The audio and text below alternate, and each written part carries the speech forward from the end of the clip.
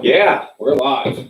we'll do it live. We're all over social media right now. Yes, we are live. Welcome, everyone, to episode 187, the homicide episode of the podcast. Yeah. Well, I was just thinking to myself with what happened this week. Well, that wasn't a homicide. He passed away. No, I was thinking like homicide isn't like LAX's homicide. Yes, Because he's Mr. 187. I understand that. That's the only reason I came up with that. It was not to be a dick. Well, 187 is the code for homicide. Yes. So That's why homicide from LAX calls himself the 187. yeah. Mr. 187. Anyway, so I'm Jay, And I am the brainless one. as always. Right? And I mean, fuck, for 37 years. Yeah. Quite a bit we got to get into today. We're going to talk a little bit about Raw, SmackDown, NXT, a little AEW Dynamite. Dynamite! Yeah. Oh, I can't believe it took me to this point to finally say that. I mean, that reference is only like 40 years old at this point. Yeah. I think people still get it though. Right. Maybe. We had a referee make a debut on one of the shows this week. We're going to talk about that a little bit. We're going to pay homage to a wrestling legend. And we are also going to be talking about Retribution, which, in case you haven't known, is a new wrestling group that has kind of been terrorizing Raw and SmackDown the last couple of Terrorizing. weeks. Yeah. Other things I'd like to get into and stuff, but first things first, before we get into it, I just want to take this time and opportunity to wish my co-host, Jay, a very happy birthday today. Thank you, sir. You're welcome, sir. Yep. Another trip around the sun started. So we'll see how this one turns out. Obviously, the last trip was pretty interesting. Yeah. But yeah. Yeah? Yeah. Yeah. All right. So anyway, let's get into the podcast a little bit. I say we just start with the somber news of the week. Yeah. Wrestling legend Kamala passed away on Sunday from cardiac arrest. He was, I believe, 70 years old. 70 years old, and he did have coronavirus, and that definitely aided in what happened with him. But Kamala has been dealing with stuff for several years. I'm pretty, if I'm remembering correct, diabetic, and he's lost limbs. So, it's a bummer. He went around all the territories in the U.S., but I think like most people probably would remember him from his run in WWF and the matches he had with Undertaker. And I remember, Casket match. The casket match. He was completely frightened of the casket. He was like, woo! And they had this casket that was like made triple the size of like the normal caskets that they had. And it's like, I guess I know who's going to lose this match. Which is funny because, like, speaking of those casket matches, they did the same thing with Yokozuna. Obviously, They needed to make a casket the size of a freaking piano just to get freaking Yokozuna's fat ass in there. And yet the Undertaker ended up losing that match. That one still pissed me off because I actually got that pay-per-view. I believe it was the Royal Rumble, if I'm not mistaken. I think you're correct. And that was the one where, like, Undertaker was actually hurt and had to go out for some sort of surgery at that point. So I was pissed about that one. Yeah. So, anyway, but yeah, I mean, it's unfortunate. Like Jay said, what's up, Jessica? What's up, Brett? Thanks for tuning in. It's just unfortunate that with Kamala because of all the health issues that he had over the years and everything. And it looks like Chris Brown says happy birthday, by the way, sir. Sweet. Thanks, Chris. Appreciate it. So it's very unfortunate, and our condolences to his family during this time. So and it's hard too for me because like a lot of times when we have like a lot of these wrestlers when they pass away, we always talk about like meaningful moments and everything that they've had, just growing up and watching them as a wrestling fan and everything. And like Kamala, I think I missed a good portion of like Kamala's career because like you said, he had a great run when he was going up against the Undertaker. Kamala had incredible matches against Andre the Giant back in the day. Kamala fought against Hulk Hogan back in the day. And like you said, he was more of one of those territorial guys that just kind of went all over. I mean, he had a big run in World Class Championship Wrestling. I think he was a part of Skandor Akbar's Devastation Incorporated. But you know, the World Class was like, I would come home from school and watch that stuff when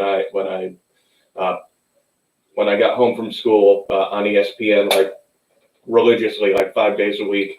World famous Sportatorium in Dallas, Texas, which according to Paul Bearer, aka Percy Pringle, had the best French fries ever, even though he was like, dude, you didn't want to see how gross it was back there.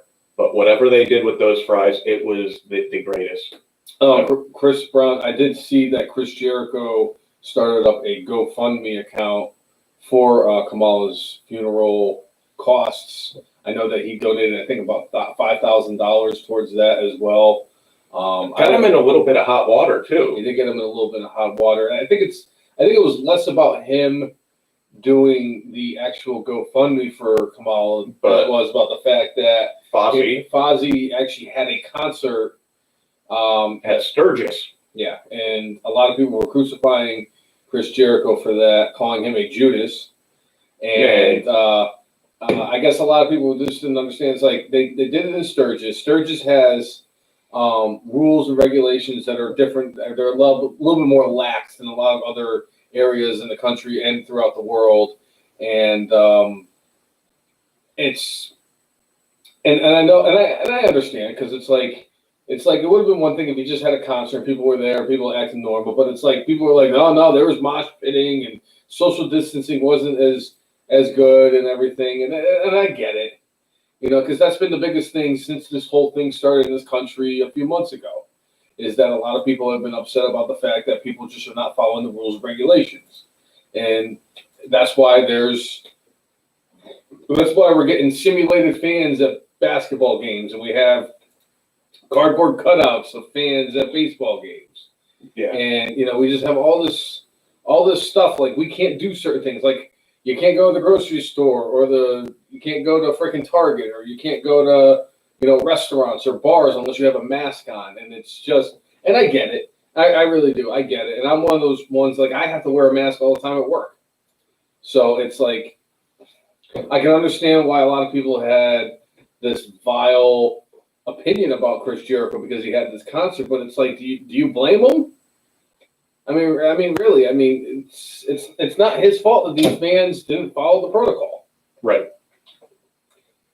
And the fact is, what Chris Jericho did was such a nice gesture. You don't hear about that very often, about how other wrestlers will go out there and help pay for, other wrestlers who are down on, on their luck and everything, and you know, it was a nice gesture. People just crucified it, and it's stupid. Well, it's one of those things. Everybody is going to find something to be offended by in this day and age, and it's just sad. It's like I try to ignore a lot of it and just kind of like live the best I can, and just like I not that I don't care what people say, but I try not to get myself bogged down in crap like that. But it's like there are so many voices out there where, like, you know, Jericho, because of how high profile he is like, you know, a target. And, you know, Jericho's a big boy and dealt with it long enough where I'm sure he's like, you know what, in both cases, I felt like I did the right thing. I can't control everybody and everything. So, yeah.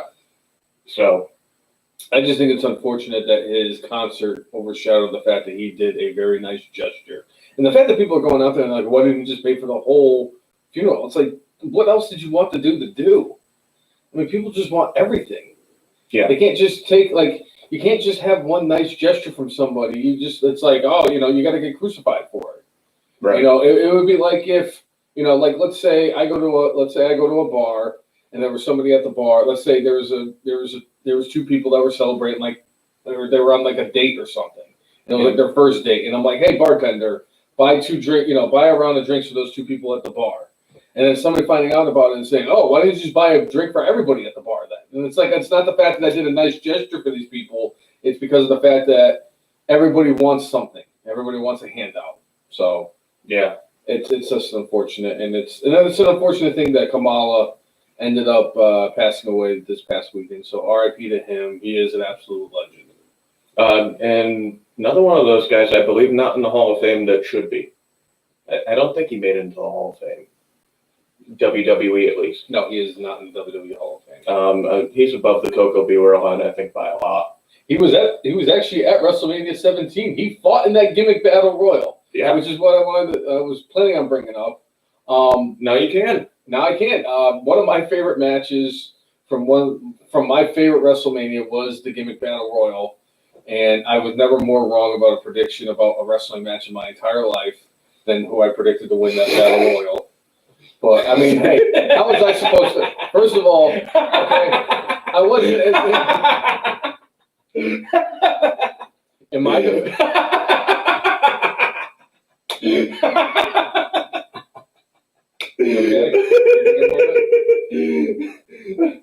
I feel like I want to watch Gatsby. I didn't have it. First of all, I didn't lose my shit over my bad prediction. I even had one of my friends who was there and was like, "Are you sure that's who you want to pick to win the battle royal?" I'm like, "Yeah. Why wouldn't I want Duke Josie to win the gimmick battle royal?" He's like, "Because he's not going to win it." First of all, if You went with your heart instead of your yes, you're gut right. and your head. I know. No, because my gut and my head never would have said. If I went with my gut or my head, I still would have been wrong because I never would have picked the Iron Sheik to win that battle royal. How was I supposed to know that the Iron Sheik can't take a bump? I didn't really go that in depth to know what a bump was. At least not that kind of a bump. But it's like I would have picked Hillbilly Jim. Yeah. Or Doink. Yeah. I ended up taking Duke Joseph. Anyway, Kamala was in that match. He had a pretty iconic moment where him and I think it was Michael Hayes were having an exchange in the ring, and Michael Hayes hit him with a freaking chop. And he went, ooh, ooh, ooh, and I'm like, oh my goodness. I'm like, this is so bad. The Ugandan giant Kamala. Yeah. So the ironic thing about this is Kamala's like if I'm remembering right, his name is Thomas Harris, but they've been referring to him as Kamala Harris.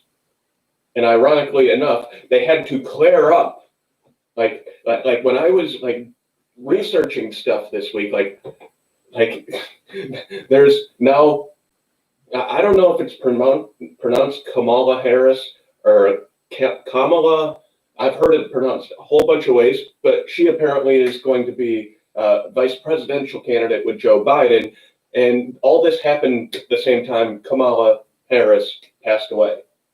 I forget what his first name is, but I know his last name is Harris, and it is Kamala Harris.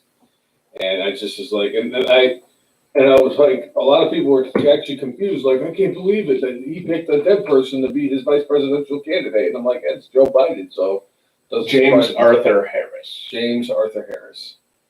Oh, the same. You said Tommy Harris? Yeah. Tommy Harris used to play defensive tackle for the Chicago Bears back in the early part of the century. He was a hell of a defensive tackle. But anyway, condolences to the Harris family for losing Kamala this week. So, all right, let's get a little bit more upbeat on everything. Should we? Yeah, we should. Yeah, Okay. How are we going to get upbeat? Are we going to talk about debuts? Are we going to talk about returns? Are we going to talk about other things? Well, I kind of want to warm up the heart a little bit on one topic in particular, and I was so happy and put a smile on my face when I wrote it on the board. So on AEW this week, we got a very special debut, and it wasn't from a wrestler. That's because AEW hired a new referee, one of my personal favorite referees. He's in my Rushmore. I mean, I know he is behind Chad Patton. Oh, Chad Patton is the greatest referee of all time. I don't care what anybody says. Okay. Referee Chad Patton is numero uno. And Mike Chioda, the new referee for AEW, is number 2. A guy who was in WWE for a very long time, over 30 years as a referee. I mean, hell, I remember when Mike Chioda came out when he first started as a referee. He had the mullet. Yes. And he's just kind of, he moved up the ranks. And when Earl Hebner left WWE, and I believe it was the late 90s or early 2000s when it happened, that he finally, because he was pissed off about the whole Montreal screw job and left to go to Impact Wrestling. Mike Chioda became senior official, held that title for a very long time, and unfortunately, in April, he was let go as a referee for because of WWE. BS. Yeah, basically. We were told coronavirus, but clearly not. And the fact that they let a long tenured employee like this go is just, hey, if you think you're paying him too much, then when I believe he said he renegotiated his or like signed a new contract like last year. If you didn't want to pay him, why didn't you just not negotiate that contract with him? Completely balls move from WWE, but I am glad Mike Chioda is somewhere where, guess what, they probably appreciate him because he's a goat. Well, it's because, fans appreciate him too. Yeah. But I was happy to see Mike Chioda. I saw it and I was like, oh my God, Mike Chioda's on AEW. I'm like, this is fantastic. I love it. I love it. I'm glad that he got back and got a job and all this stuff. So, yeah. As much as I don't want AEW to be like WWE, like a guy like Mike Chioda, like, yeah, he's deserving of a job, and like that, they ended up playing a little bit of that into, him being on the show this week. And it's like, I get why a lot of people are like, look at the AEW, they're doing all the things that Impact Wrestling did and WCW did back in the day, where they were bringing all these cast-offs from WWE onto their roster, and I think this is a totally different circumstance. It's because a lot of people, like, to the casual fans, not everybody's going to know who Mike Chioda is. So a referee going from WWE to AEW is not going to be that big of a deal. Marks like you and I and everyone who tunes into this podcast are definitely ones who are going to know who Mike Chioda is and what he has meant to what he has meant to the wrestling industry. Yeah. Sad enough, I can't think off the top of my head like an iconic match that Mike Chioda refereed. I know that he's refereed main events of WrestleManias and all that stuff. I want to say,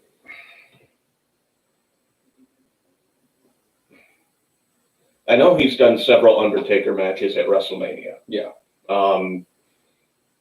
Was he the ref for, like, I think at least one of the Rock and Stone Cold matches, I think you're right.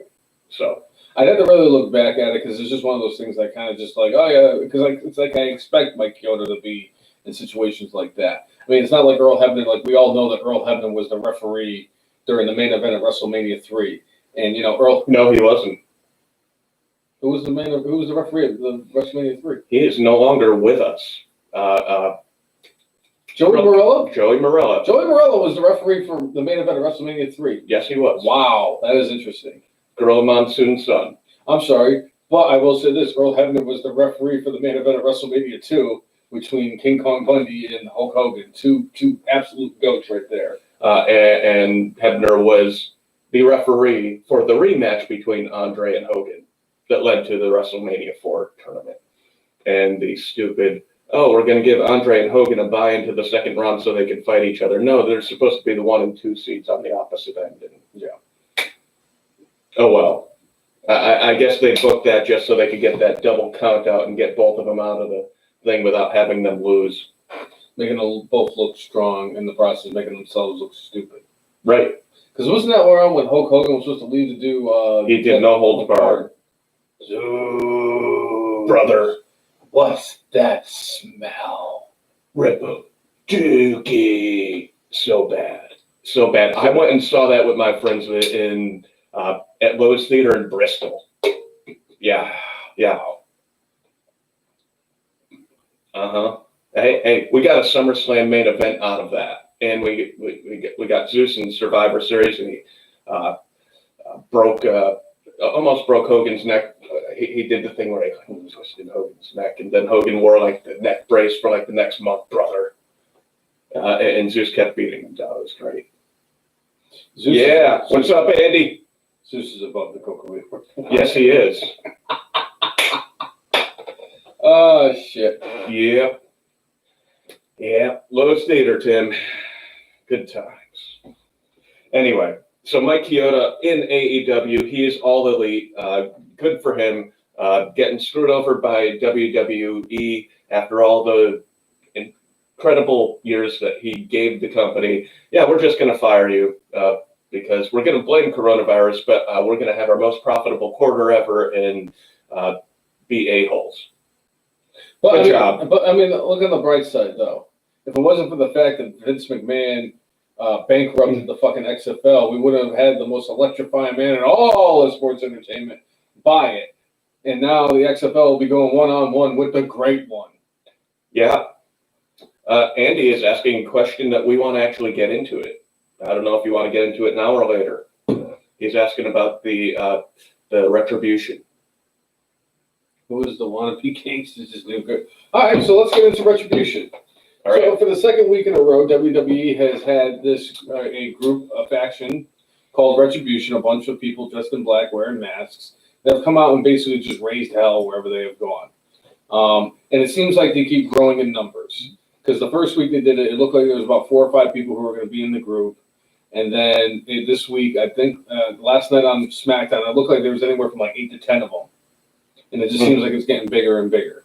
And I'm curious to see what the plans are for WWE. Jay and I were actually going to discuss.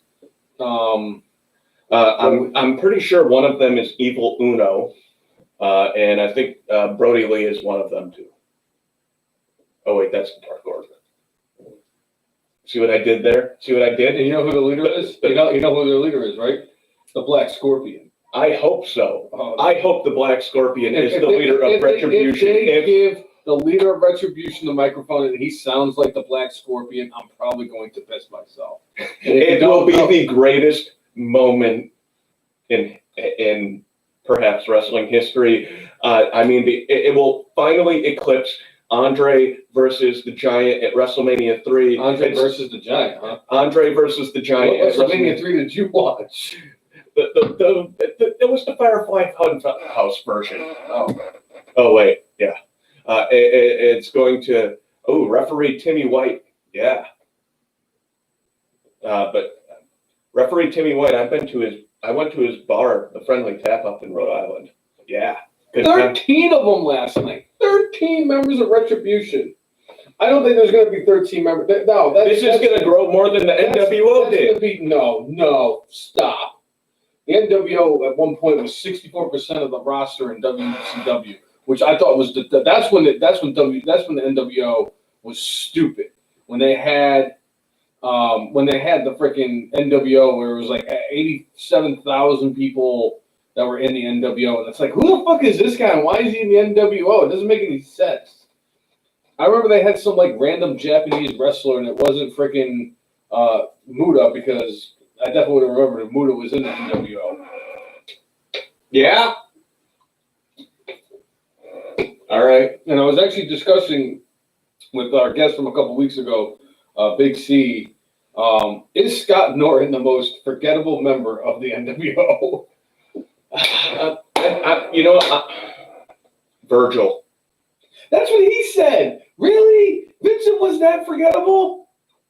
Come on. Everybody remembers Virgil. Nobody remembers Scott Norton. Nobody ever even talks about Scott Norton. People still know who Virgil is. It's Scott Norton. What the fuck has Scott Norton ever done in his career besides being the NWO?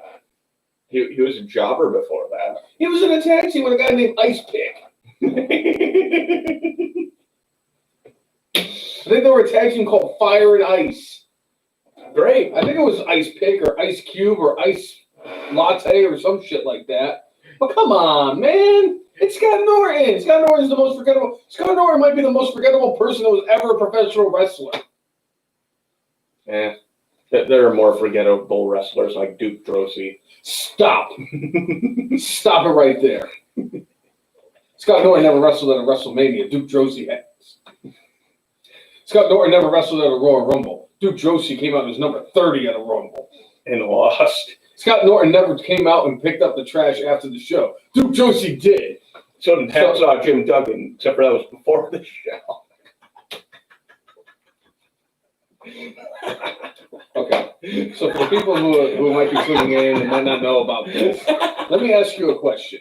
let's say you're at an independent wrestling show, and you're walking down from where you were to, you're meeting one of your all-time favorite wrestlers and having a great moment with him, and the only regret you have from that whole situation was you didn't bring a bag of weed or a blunt with you, so you could smoke a Rob Van Dam. So after, having that and getting the autograph. I mean, at least you had this moment that is forever immortalized on the T-shirt. Yeah, I got the autograph somewhere too. I think it's in here somewhere. And it's like I got the pictures on my phone and all that stuff. Anyway, and you're leaving that great moment, and before you go to your seats, you find the concession stands, because there's actually concession stands that are selling snacks at this field in Webster, Mass. And you're walking down there with one of your buddies, and there's some disheveled, decrepit gentleman who looks like he hasn't shaved in 3 months, who's got his hair, he has his greasy hair tied up in a ponytail, and he's carrying a freaking garbage bag over his shoulder. Are you either going to think that it's A, janitor, B, a guy who works for sanitation, or C, a WWE Hall of Famer? And I may or may not have poo-pooed a freaking Hall of Famer like he was a garbage man or a sanitation worker. And it's just, you big league the WWE Hall of Famer.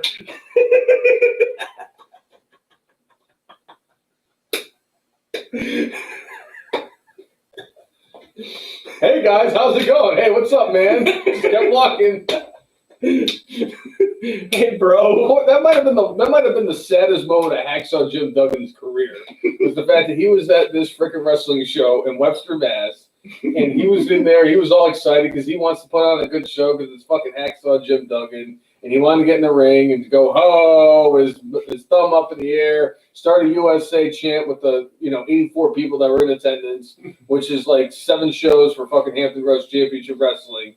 And as he was walking away from the concession area to go to the trailer that he was getting dressed up in, 2 guys who were definitely wrestling marks are walking towards him, and one of them poo-pooed him like he was absolute jack shit. And this guy right here actually had an evening of adult beverages with WWE Hall of Famer Hacksaw Jim Duggan. Thanks to F and Mark's Hall of Famer Sean O. So. Hey guys, how's it going? Hey, what's up, man? Just kept walking. My buddy goes, hey, and he goes, oh, and Hacksaw freaking had his thumb up and everything. And I go, why the hell did you do that? And he was like, you idiot, that was Hacksaw Jim Duggan. And I go, oh, fuck, was it? Not my proudest moment. I mean, I've had a lot of moments where I wasn't proud of as a wrestling fan, but I interviewed Hacksaw a few years ago and asked him what his biggest moment in his career was. Was it being at WrestleMania or facing off against Andre the Giant? And he's like going, you know what, man? I'm a New York kid, and I main evented Madison Square Garden with Andre the Giant. And that's the Giant I was referring to, where my brain had a brain fart. You had a brainless one moment. I did have a brainless one moment. It happens. But he main evented with Andre in Madison Square Garden, so that must have been freaking awesome for him. It's like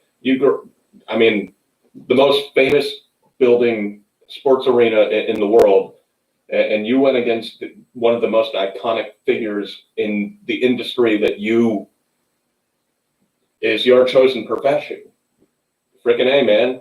I'd be like, sign me up, dude. So my question to you is, did you ask him what his most embarrassing moment was? And so he was like, yes. And I was in Webster. June 24th of 2013, I was in Webster, Mass. And this asshole wearing a navy blue shirt and a Red Sox hat walked by me like I was just some common janitor and just gave me the generic, hey, what's up, man, comment as I walked by him. I did not get that deep in the interview asking him that. I'll see if I could find the interview and post it to the F and Mark's page. Because he was and the funny part was he was walking by us and he was so upbeat and happy and everything because it's Hacksaw. Yeah. He's the most easygoing guy on the planet. And it's like, hey, these guys are wrestling fans. I bet you they're WWF fans. I bet you they both know who ECW is. So they're definitely hardcore, deep long-standing wrestling fans, and this guy. They're gonna know who I They're gonna know am. who the fuck I am. And they're gonna be happy that I said hello to them. Hey guys, how's it going? Hey man, what's up? Hey man, what's up? Yeah. Oh man. All right. So Andy has his idea. Yeah, we got a little off track there. So Andy's saying Cedric, Ricochet, CM Punk, Velveteen Dream, AJ Lee, and Logan. I don't know. Wolverine, maybe? Maybe that's Wolverine, yeah. Hugh Jackman. I'm curious to see like how many people are actually going to be part of Retribution. Like how big of the stable is going to be. So far, I mean, if we don't count the NWO and their egregious 809 members of the NWO. No, Sarah Logan. Oh, Sarah Logan. Okay, yeah. Sarah Logan is not going to be. Sarah Logan is going to have a child. Yeah, she's with child, so she's not going to be part of that. Yeah, Sarah is going to have a Viking soon. So for me, I think the biggest faction we've had in WWF standards was the Nexus. Yeah. That was the 8 members of that. I don't see them going any more than 8. I think they are going to have men and women. I think that's a different caveat to what they've been typically doing with stables in WWE. I would say probably 6 is the safest bet number.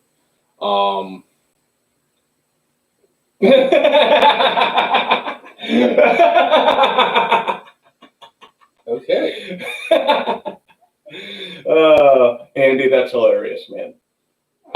All right, so Chris Brown's saying, I'm thinking 3 or 4 guys and 2 women max. And you brought forth 2 women last week that you think could be part of the group. Carmella. Mella, Ella, A. Anyway. A lot of people are speculating as Vanessa Bourne. Last night, one of the characters, people were saying it looked a lot like Ember Moon. I think that would be a nice little, because she's been talking about the whole like I'm retiring and then just kind of like swerving everybody and having her be in Retribution. That would be nice. Awesome. I still think, gun to my head, if I had to predict somebody that was going to be in Retribution, I think it's going to be Donovan Dijakovic. I don't know if he's going to be the head guy that's going to run Retribution. He'll be the muscle. I think he's definitely going to be the muscle, and I think that is a wonderful way for him to be in the main roster and to kind of help establish him on the main roster. So he would be one guy I would definitely add to the Retribution thing. Do you think they could bring back what's his name, who I talked about a couple of weeks ago? Why do I keep forgetting his name? Wade Barrett? No, not Wade Barrett. The dude who had anxiety issues and left and was in the game. Lars Sullivan. Lars Sullivan. Yeah. Do you think they could be bringing him back as part of that? Or because he was not, ironically enough, part of the releases from WWE. I haven't seen anything about his contract expiring. Here's an interesting thought that just crossed my mind. What if this... That's a good idea, Chris. Chelsea Green. What about this? Because it's Retribution. Retribution could be all the wrestlers who got fired, or a bunch of wrestlers who got fired in April who haven't signed anywhere, and this is them coming back to get their retribution on WWE. I mean, they're kind of running out of names now because EC3, Eric Young, Zack Ryder, Kurt Hawkins, and all those guys have all signed elsewheres. You know who hasn't? I was just about to say Curtis Axel could be at the Mark Hall of Famer. Could be in Retribution. So could Rusev. Yeah. Because Rusev has said he's retired from wrestling. Yeah. So I could see where a situation where they bring back a bunch of the wrestlers who got released. I can't really think of any off the top of my head who are still available now at this point who are released other than Rusev and Curtis Axel. Because I've heard rumors about one of the wrestlers who got released who apparently will be making the debut somewhere. So. All right. And not that I really missed him anyway. Yeah. The only thing that guy is just a joke on this podcast. If you can put 2 and 2 together, that's who it is. Yeah? Yeah. Yeah? But I think that Dijakovic would be a good addition to Retribution. Ember Moon will be another good person to have in Retribution. And I know a lot of people are speculating that CM Punk is going to be the leader of Retribution. And he's kind of just like trolling on people with the fact. So I don't know. So I'm wondering if they could actually try to tie in a couple of storylines here. Like maybe we find out that the hacker was the person who's the head of Retribution, and maybe Mustafa Ali is part of that, even though like there was the thing last week saying that Vince is not high on Mustafa Ali at the current moment. But Vince gets in and out of whatever section of his brain every millisecond. So tomorrow Mustafa Ali might get pushed through the moon. So who knows? But like, it could be a way to like go. All right, well, you can finish off the hacker storyline by saying that That's a smart way to do it, but this is WWE we're talking about. And how many times have I said that my brainless was WWE, stupid WWE booking?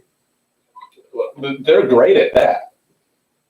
I'm going to say that that's the thing they're best at. The stupid WWE booking is about as good as me being brainless.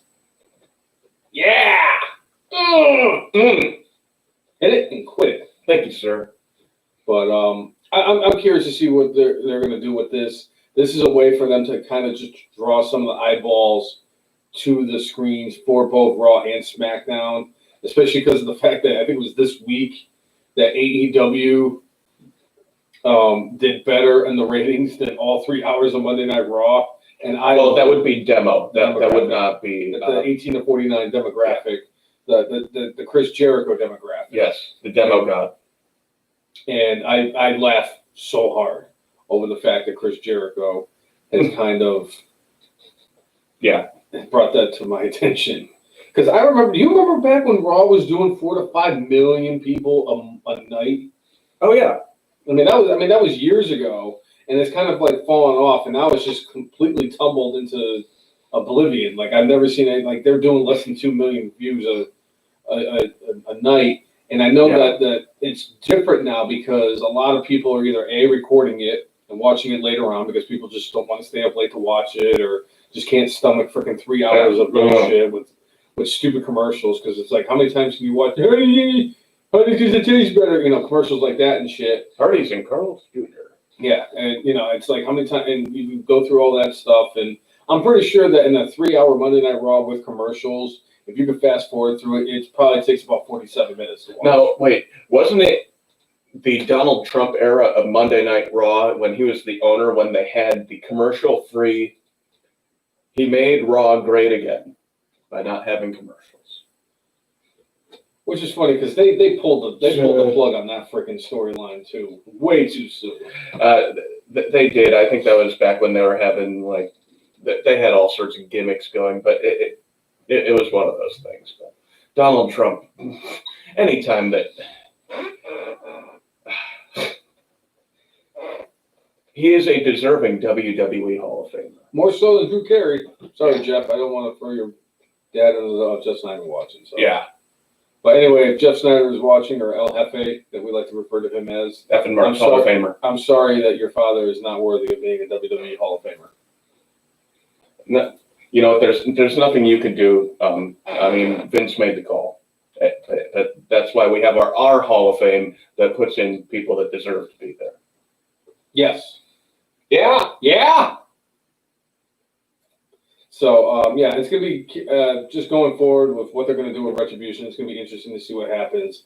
And if this is a way for them to get CM Punk back, if they really want CM Punk back, and if they want CM Punk back, that means one thing and one thing only. Vince McMahon is scared, and he needs to find a way to get people to start watching wrestling. And I'll tell you right now, if CM Punk comes back to WWE, I, for one, will definitely be somebody who's going to want to watch on a week-to-week basis. I know a lot of people that I've talked to have said that they would watch it more if CM Punk was back on the main roster and everything. So I would like to see him as the person in charge of Retribution. I just hope it's not somebody stupid. Right. And if there was somebody who would be stupid, who do you think that stupid person would be that could be running Retribution? Well, I mean, you're brainless. It could be you. I think I would be a smart choice to run Retribution. If I'm trying to run down my dumbest people to run Retribution, Hornswoggle. It's going to be Vince McMahon himself. It's me, He's the Austin. higher power. Oh, goodness gracious. If they were going to try to get CM Punk back, I know that, like, Punk's people kind of reached out to WWE about possibly doing something down the line, and supposedly they poo-pooed it and, like, wouldn't even speak of it. So it sounded like the bigger bridge to cross is WWE coming back to Punk, and I could understand. I mean, I've made my feelings on that matter clear. It's like, dude had a contract with WWE and just left. What they did in response to him was petty and childish, but he had a contract with them. But I think that your opinion on Punk and his contract should be lessened a little bit because of that bullshit that they did in April, where they let go a lot of people, including people like Mickie James, who had just signed a contract extension, and they called it a cost-cutting move because of the coronavirus. When at the end of the day, it was just about stocking money in Vince McMahon's pocket. So I forgive Punk a little bit more now because of the fact that Vince can go fuck himself and go make out with some dude who has freaking coronavirus and contract the virus himself. And I'm still going to keep saying that. The WWE is going to be much better when that old crusty, dusty fuck is dead. Well, his mother is like 100. So 137 years old. 137 years old. If he's got more stock in her genes, we're going to have Vince McMahon showing up on Monday Night Raw, like 30 years from now, and 30 years from now, we'll still be doing this podcast. We'll probably be on like episode 2000 and something or some shit by then. We'll be the longest running professional wrestling podcast. I mean, we have a ways to go to catch the Salt Monster. We do. And a bunch of other podcasts. So, but that's all right. I'm hell-bent on that. Yeah. If we are the longest lasting. That'll just add on to the fact that we are the fastest growing podcast. Two guys talk about professional wrestling while typically drinking 40s or Colt 45, because if 40 don't get you, the 5 will. But we are also the fastest growing podcast of two guys from the city of Bristol who talk about professional wrestling. Yes. And we're also the two most famous alums from our high schools, respectively. Sure, we'll go with that. Andy's saying bring back DX. So ironically, one of the things that is happening, I think this week, Shawn Michaels is going to be on Monday Night Raw, I believe, to confront Randall Keith Orton. Is he gonna after his dastardly actions on Monday Night Raw? So I just want to know is like, who's he going to be looking at when he's also looking at Randy Orton? Michael Cole. So, Michael Cole, baby. Michael Cole's on SmackDown. Oh, right. Samoa Joe. Samoa Joe. Yeah. Is Shawn looking at Randy or is he looking at Drew McIntyre? Probably both at the same time. So bad. I'm sorry. I'm going. If you know what? All you need to do, you just need to repent of your sins, cousin Bobby, and you will get back in the good graces of God. Nah, I already figured out that hell's going to be the happening place to be. I mean, the worst case scenario for me is I'm going to be stuck in a room with fucking Susan Waldman and Hillary Clinton. And you know what? They're going to every day. You're going to be the person who has to put the pineapple up Hitler's butt. I'm okay with that. As long as I don't have to. Weird, man, that you're okay with that. I would rather shove a pineapple up Hitler's butt every day for the rest of eternity than if I had to share a room with Susan Waldman. Oh my God! The brand is much back. Shut the fuck up. Get out of here.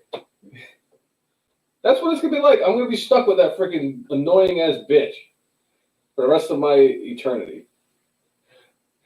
Yeah.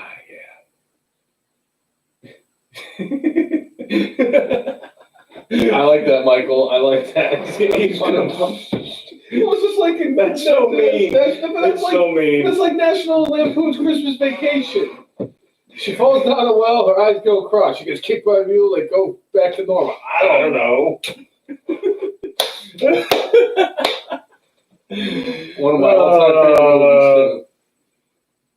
It's not Christmas until Clark W. Griswold makes an appearance. Yes. The little lights start twinkling, Clark. I know, Art. Thanks for noticing. Yeah. So Jessica's saying HBK better have backup like Triple H, and Keith Lee, and Drew McIntyre.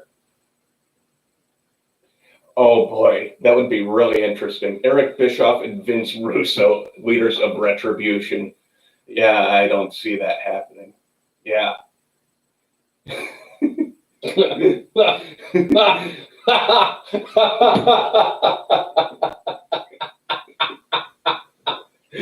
the whole city of New York friggin' went blind. I'm sorry, the Bronx. That's where the Yankees play, the Bronx. Anyway. There's a building I'd like to see get exploded with the team in it. Hopefully they're playing the Mets when it happens. As the Dallas Cowboys plane is flying overhead. We are getting so far off topic, but it's fun. I know. It's so much fun. We gotta stay on topic. Stay on topic. Stay on topic. Yeah. Anyway. Yeah, Andy's also in agreement that CM Punk should be the leader of Retribution, by the way. I think it could be interesting. And if CM Punk comes back and is the head of that, maybe AJ Lee is part of it. And that'd be awesome, too. So, yeah, good times. All right. Anybody else that you can see or think of that like you're like maybe like the Fiend's brother, Bo Dallas, Bo Leave? No, that wouldn't be as. It's just no, it's one of the minions. He's not going to be the head of it. I don't know about them. Maybe he could be one of the minions, and I'd have to really think about it. All right. Well, we'll keep thinking about it. The brainless one somehow is going to think about it, even though he doesn't have a brain. I'm the scarecrow. You come up with all the ideas. Yes, I do. Yeah. So, but I don't have a brain. Yeah. That's how it works. Oh shit. Yeah. So, anyway, since we were talking about. I say we just talk about Raw. Let's say we get into Raw a little bit. All right, we'll get into Raw a little bit. Dominick got absolutely destroyed. A lot of people were actually going out on social media. A lot of the wrestlers in the industry that are either retired or guys who are still in the industry and saying that is one way to get have your initiation in the wrestling business. And I know that a lot of people are kind of happy for him because of the fact that he's going to get an opportunity against one of the bigger stars in all of WWE to have his debut wrestling match be at SummerSlam against Seth Rollins. I'm horrible at this. The fact that I read that there's something like it, but I was about to type in. I was like, shit, we got to get going on this podcast. But there is one WCW legend out there who had said that he was not thrilled that Dominick, I'll be all right. Dominick Dijakovic, what? Dominick Mysterio is getting his first match against Seth Rollins. Do you happen to know who it is? If anybody out there knows which who it was, I'm not sure. But all I can tell you is like the beating that he took was like merciless. But I mean, they've been building this into the storyline the whole time. Like this is where the end of the line was going to be with this Rey Mysterio and Seth Rollins feud because they've been building Dominick into it. Dominick has already shared the ring. Well, not shared the ring, but took a beating from Brock Lesnar. Not everybody gets, lucky to work with Brock Lesnar. I would love to work with Brock Lesnar. Who am I kidding? If they told me I can have one match against anybody, I'd want it to be against Brock Lesnar. Yeah. That's somebody else who could be the head of Retribution, Roman Reigns. That would be an interesting way to bring him back. I was thinking about that, too. Like, that would not be a terrible way to get Roman Reigns back in WWE as to have him be the head of Retribution. I like that idea. I really do. I know that he has, a set of twins at home that are, they're newborns. And I know he doesn't want to bring the virus home to his family. But if he feels that WWE is doing enough to keep the wrestlers virus-free and the locker room virus-free and what have you, I don't see why he wouldn't come back, but we shall see. Mm-hmm. But beyond that, Seth Rollins has been near the top of the card for like the last 5 years. So having Dominick start his career against him, obviously having Rey Mysterio as his father, I'm sure that he has plenty of training and will be plenty fine in the ring. Wait, I thought his father was Eddie Guerrero. Even so, he has plenty of training from both of his fathers. And My two dads. that was such a bad show. But I was interested, like, I thought the funny dude with the beard was kind of, he was goofy, and then Paul Reiser was playing like the straight laced dude. Guy. Yeah. Which is funny, they could have called it My Two Poppies. Hey, see? Funny. Me dos padres. Yeah. Oh, that could be a fun match there, Andy. You and Lita. Yeah. Oh, who am I kidding? If I could have a wrestling match against any wrestler in the history of the industry, it would be Hulk Hogan. And I know exactly how I would book it too.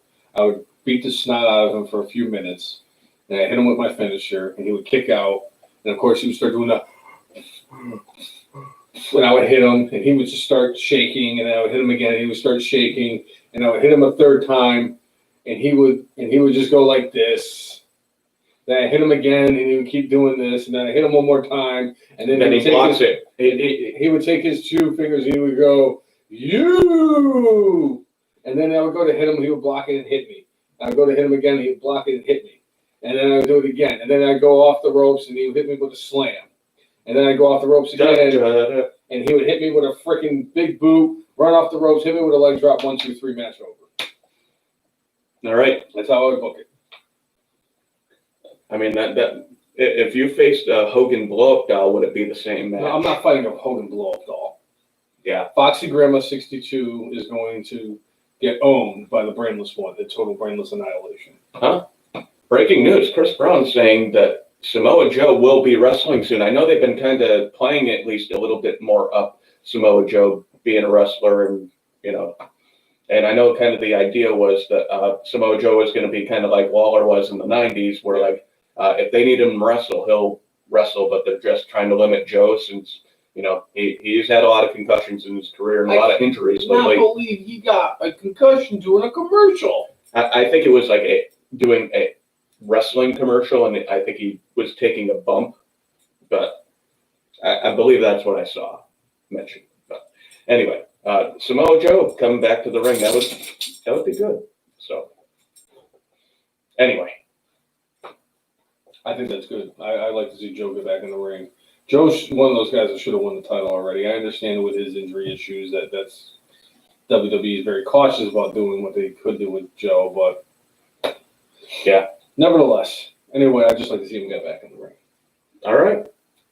Yeah? Yeah. All right. So, Dominic versus Rollins at SummerSlam is happening. And I also just read before the show started, as I was actually sending out the tweet, I actually, it was brought to my attention that breaking news also today, the match between Seth Rollins and Dominick Mysterio is going to be a street fight at SummerSlam. Well, they've been setting up for this, so no.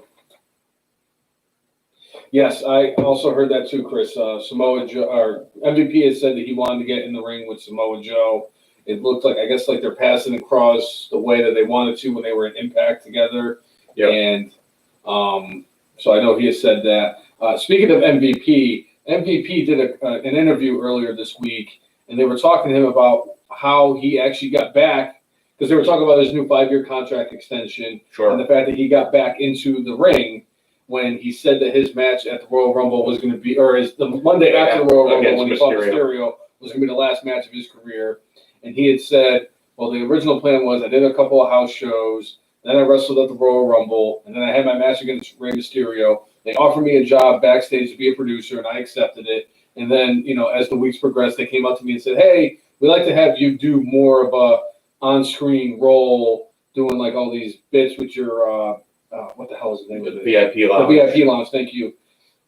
And they started putting him out in front of the cameras again more and more. And then he was like, he's like, that's when I got the itch to get back in the ring, and here we are. MVP is back in the ring. Well, on top of that, like he was one of the persons furloughed as an agent from WWE during coronavirus. So it was like, well, we still have a contract as you as an on-air talent. So yeah. Anyway. I did not see Lana's rant over losing over Instagram taking away one of her posts. I'm sure it was stupid. No. Whatever it was. She just doesn't do it for me. I don't. Okay. Lana doesn't That's fine. really serve a You can purpose just- in WWE. Yeah. If she doesn't have Rusev, she doesn't have a reason. I'm sorry. So. Well, she wasn't one of the ones I was actually following on Instagram. Right. All right. So we had Bianca Belair on Monday Night Raw go against Zelina Vega, so what they're saying is that Bianca Belair believes that Zelina Vega poisoned. Why am I blanking on their name? Montez Ford. Montez Ford, Street Prop, but I think claiming that both Street Profits were poisoned, and that's why they both lost last week on Monday Night Raw. And Bianca Belair being, kind of part of the crew, like loosely, she decided she was going to take it out on Zelina, and she did. I love the fact that she was doing a live stream with Kayla Braxton. I think it was either earlier this week or over the weekend, and they were doing an interview for one of the WWE shows, and Bianca Belair attacked Zelina Vega during the actual stream of the show. So I thought that was actually an interesting way of doing things. I like the fact that they're going different avenues during this pandemic to kind of just keep things moving along storyline-wise. So I'm actually on board with this. It led to Zelina Vega and Bianca Belair having a match on Monday Night Raw, and Bianca Belair went over on Zelina Vega. Yeah. So yeah, moving that thing forward, and we'll see if it'll be interesting to see how they continue this beyond. Like, all right, they had a match in Vegas, and Belair wins, but all right, are they in the corner? Well, obviously Vega will be in the corner for Andrade and Garza at SummerSlam, but is Belair going to be there and be able to help Montez Ford and Angelo Dawkins? Jessica, that's a really good point about Lana doesn't think before she posts. I remember a few years back, the legendary Herm Edwards actually used to say about a lot of the young players in professional sports, saying that maybe these guys should think about what they're about to post before they even hit that freaking send button on whatever they tweet out or post on Instagram and all that stuff. Because that's how a lot of people get into trouble, is that they post without thinking. I am one of them. I will tell you right now. You're brainless. I'm brainless. But I have actually, there's been more than one occasion where I've sent something out and I'm like, I should have thought about that later on. Idiot. Gosh. But I think that I agree with that with Lana. She seems like one of those ones too. Yeah. What else do we have on Monday Night Raw? We had two of my favorite things happen. Wait. Can I guess what those two things are?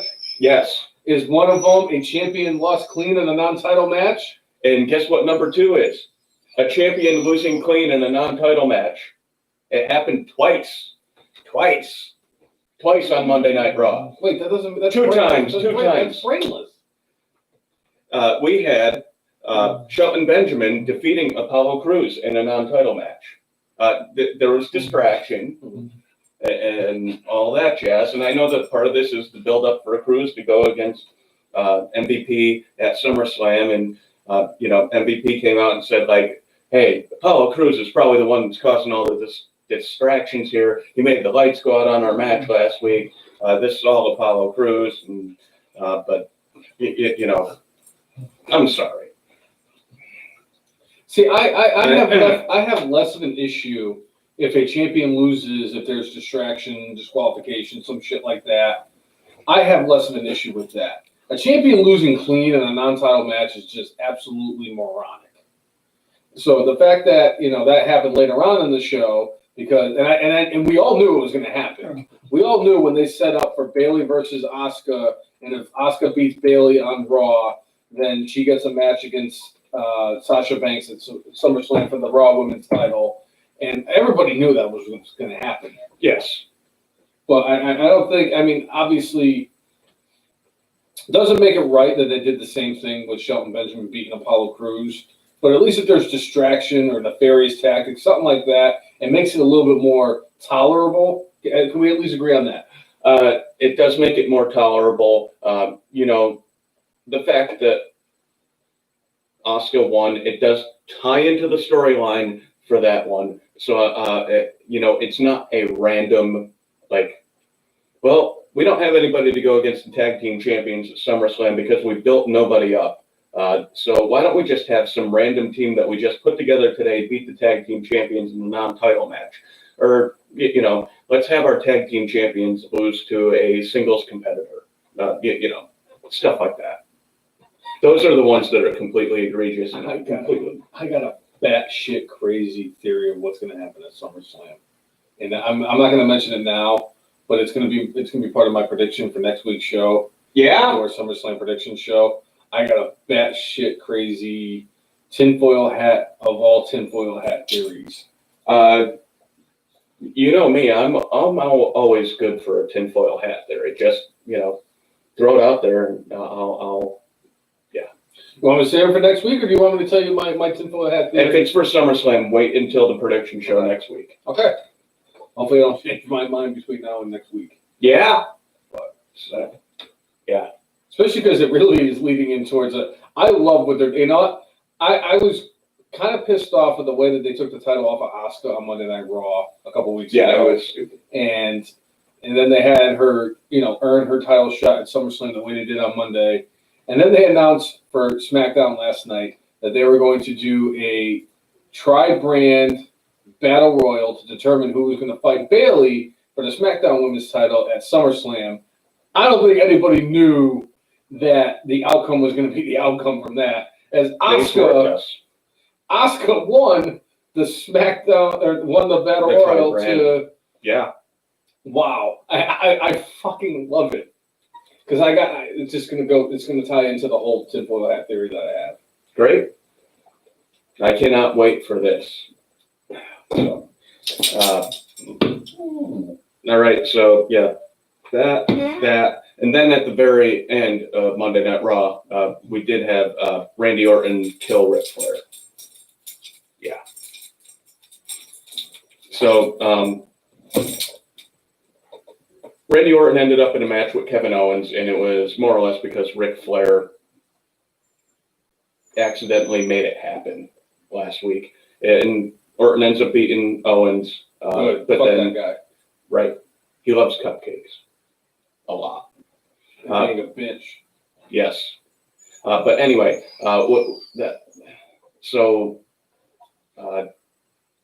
you have Orton after the match. He was like going, more or less, he called Ric Flair a liability, just a dude trying to stroke his ego and trying to be in the spotlight when he's years past his prime.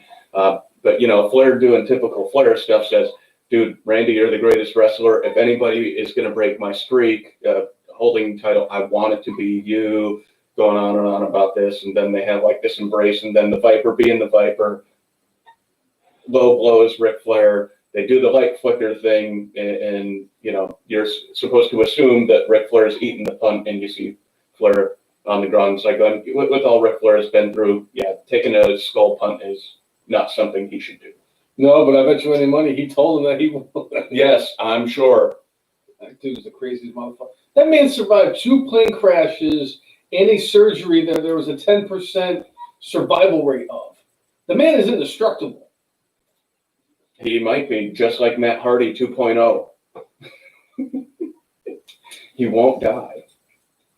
I really want to do a tournament of the worst fucking entrance songs of all time, because I'm going to put because I think in the championship it's going to be I Can Slam a Tornado versus Brie Mode. Brie Mode was pretty bad. I thought Layla's Insatiable was pretty intolerable. What did the Solomons say about Brie Mode as the song? I forget what he said, well over a year ago. He had said something he goes, I'd rather listen to Brie Mode for 8 hours straight than have to go through a colonoscopy or some shit. It was something like that. I'd have to look it up. I'll try to find it for next week's show. Yeah. By the way, I know that technically Solid Monster could be considered something that we are competing with as a podcast, but I respect everything that he does. And he's kind of like one of those guys that gave me the hopes that this could be a successful podcast, and we've done a hell of a job with it. So I will never throw shade at the Solid Monster. I just respect him too much. And he looks like Orange Cassidy. He does look like Orange. Holy shit, he looks like Orange Cassidy. Yeah. Yeah. But yeah, I'm gonna do that. I'm gonna do it. I'm gonna do a tournament of the worst fucking entering songs, and I'm gonna post it on our website or the Facebook thing. I'm sorry. Right, or what you were saying? Yeah, maybe. Yeah.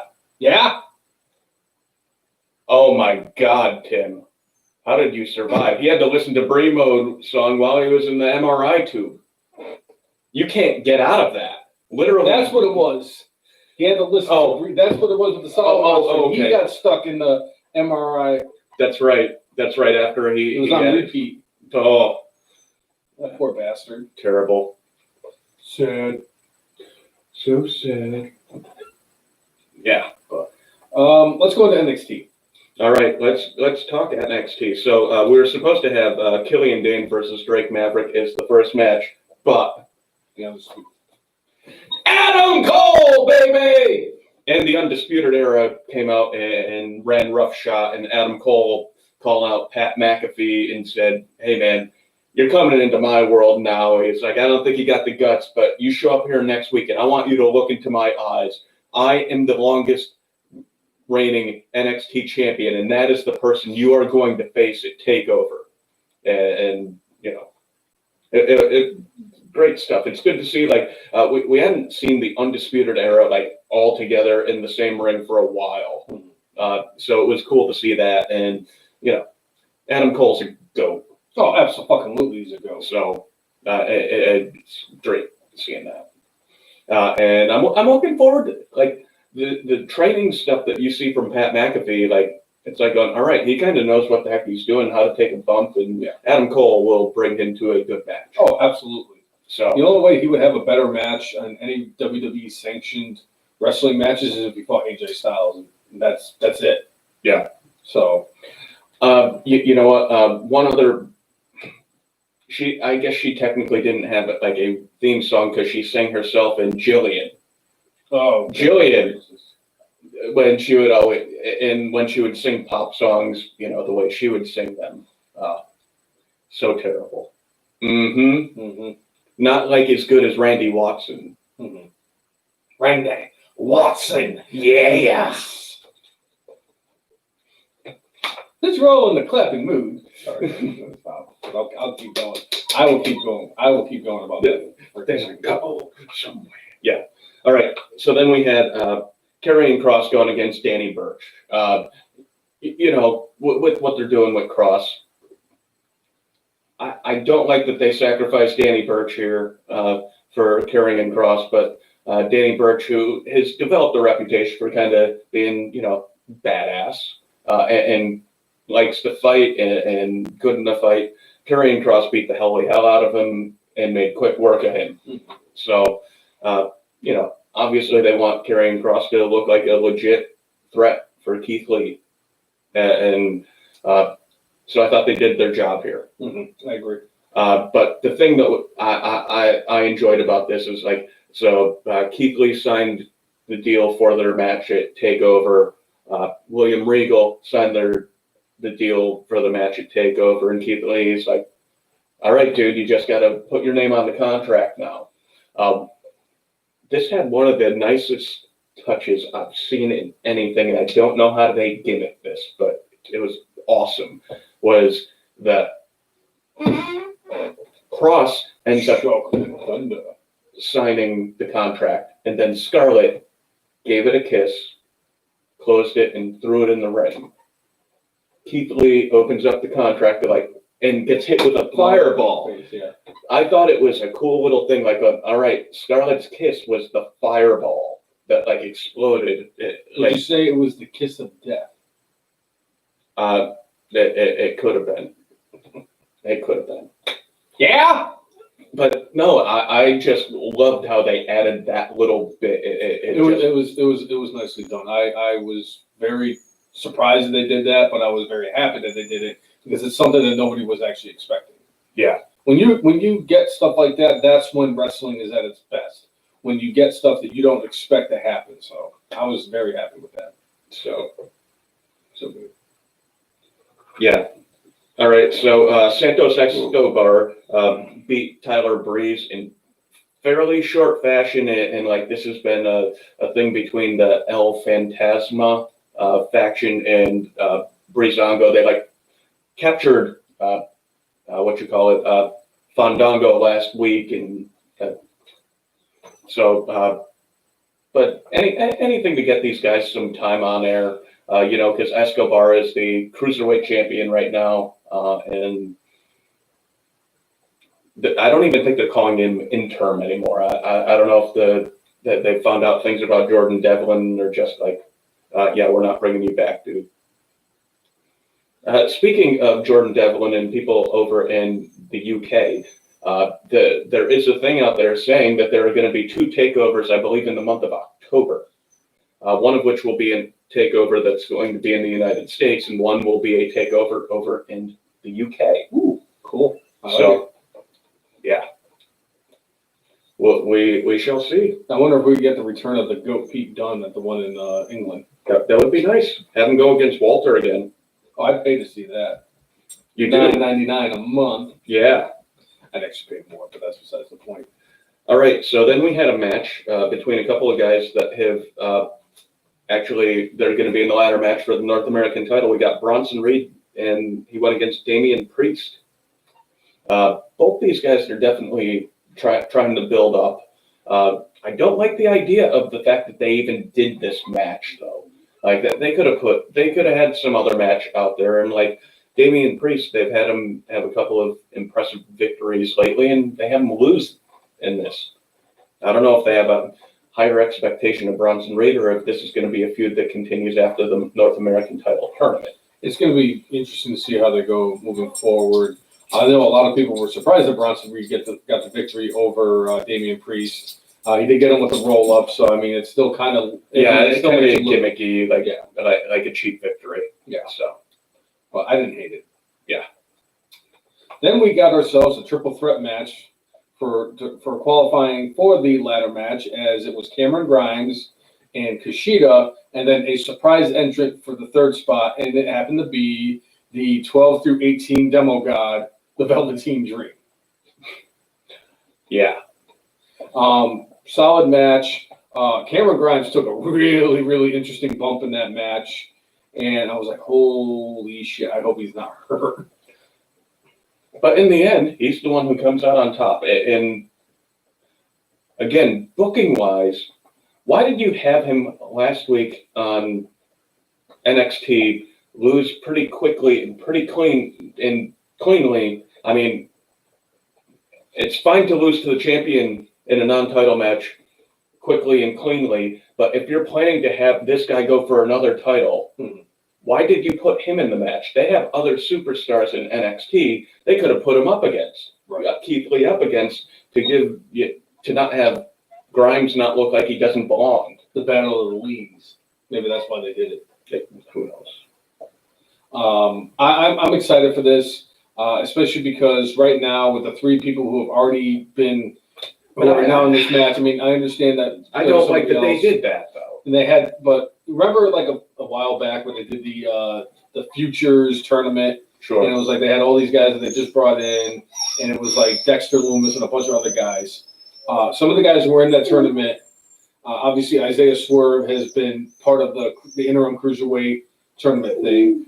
Hector Garza was one of those guys, and now he's on the main roster, and he's actually doing stuff, and he's going to be basically fighting for the tag team titles of SummerSlam. Angel Garza. What did I say? Hector. So isn't Hector Garza a wrestler? There might be. I'm sure there's a Hector Garza, but there's a Hector, I think, in El Fantasma. Yes, probably. So, but it's like, yeah, Damian Priest was not part of that. Damian Priest has been kind of around a little bit longer than these guys, but if you think about it, Bronson Reed was one of those guys in that tournament, and so was Cameron Grimes in that Futures tournament. Dexter Loomis was another one. And I'm glad to see that some of these newer guys that have been part of the roster for a little bit of time have finally developed and are getting an opportunity to win one of the big championships, especially when they have victories against guys like Johnny Gargano and Finn Balor, respectively, and a guy like Kushida, who's actually made a name for himself overseas in Japan. I really wish they booked him a little bit better, but nevertheless, speaking of Finn Balor, at the end of this match, Finn Balor made an appearance because Velveteen Dream wasn't too happy about taking the loss and giving a beat down, and then Finn Balor shows up and they end up having a stare down, and they're having a match next week on NXT. So sign me up. Yeah. And that was NXT for this week.